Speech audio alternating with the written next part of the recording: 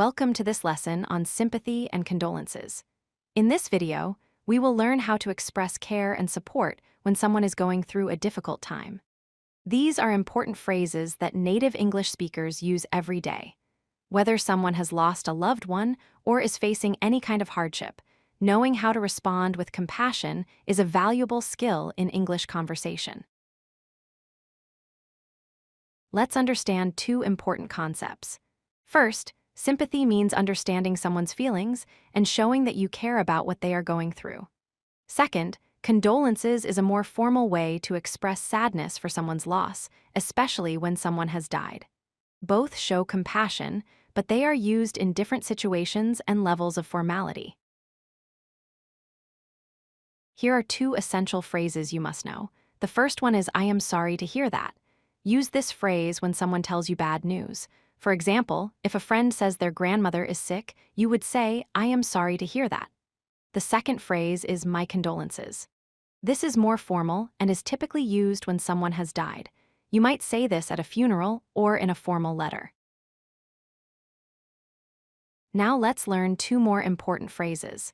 "My heart goes out to you" is a warm and caring way to show sympathy. It means you feel their pain deeply. The second phrase is, "I am here for you." This is very important because it not only shows sympathy, but also offers support. It tells the person that you will help them through this difficult time. These phrases are used in everyday conversations.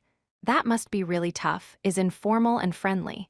Use this with friends, family, or people you know well. It shows understanding without being too formal.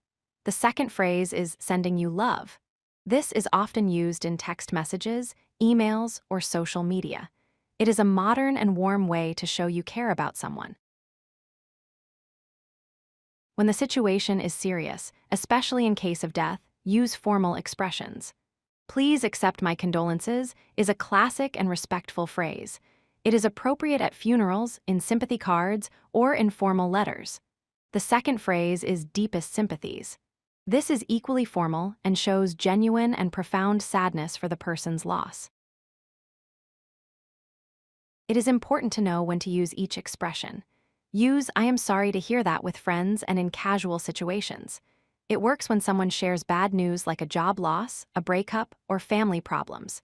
Use "my condolences" in formal situations, especially when someone has died. Use it at funerals, in sympathy cards, or in professional settings. Choose your words based on the situation and your relationship with the person. Remember these four important tips. First, be genuine and sincere in your words. People can tell when you truly care. Second, listen more than you speak. Sometimes people just need someone to hear them out. Third, offer practical help when possible. Ask how you can help, like offering to bring food or help with errands. Fourth, know the difference between casual and formal expressions. Use informal phrases with friends and formal phrases in serious situations. By following these tips, you will be able to express sympathy and condolences appropriately in any situation. If you like this video, hit that like button and don't forget to subscribe.